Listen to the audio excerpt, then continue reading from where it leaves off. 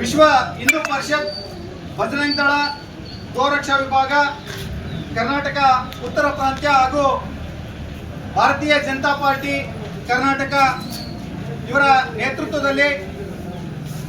ಕರ್ನಾಟಕದಲ್ಲಿ ಏನು ಅಕ್ರಮ ಗೋ ಸಾಗಾಟ ಮತ್ತು ಗೋ ಹತ್ಯೆ ಆಗದಂತೆ ಕಟ್ಟುನಿಟ್ಟಿನ ಆದೇಶವನ್ನು ರಾಜ್ಯ ಸರ್ಕಾರ ಪಾಲನೆ ಮಾಡಿದರೂ ಕೂಡ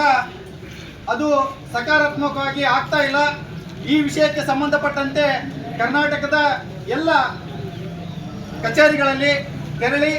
ವಿಶ್ವ ಹಿಂದೂ ಪರಿಷತ್ ಬಜರಂಗ ದಳ ಮತ್ತು ಭಾರತೀಯ ಜನತಾ ಪಾರ್ಟಿಯ ಸಹಯೋಗದೊಂದಿಗೆ ಮನವಿಯನ್ನು ಸಲ್ಲಿಸ್ತಕ್ಕಂಥ ಏನು ಕಾರ್ಯಕ್ರಮದಲ್ಲಿ ಪಾಲ್ಗೊಂಡಿರ್ತಕ್ಕಂಥ ನಮ್ಮ ಎಲ್ಲ ಗೋರಕ್ಷಕ ಪಡೆ ಹಾಗೂ ವಿಶ್ವ ಹಿಂದೂ ಪರಿಷತ್ ಬಜರಂಗ ದಳ ಹಾಗೂ ಭಾರತೀಯ ಜನತಾ ಪಾರ್ಟಿಯ ಎಲ್ಲ ಹಿರಿಯರಿಗೆ ಹಾಗೂ ಮುತ್ಸದ್ದಿಗಳಿಗೆ ಹೃತ್ಪೂರ್ವಕವಾಗಿರ್ತಕ್ಕಂಥ ಸ್ವಾಗತವನ್ನು ಈ ಕಾರ್ಯಕ್ರಮದ ಮೂಲಕ ಕೋರ್ತಾ, ಇಂದು ಕೊಟ್ಟೂರು ತಾಲೂಕು ಕಚೇರಿಯಲ್ಲಿ ಮಾನ್ಯ ತಹಶೀಲ್ದಾರರ ಸಮ್ಮುಖದಲ್ಲಿ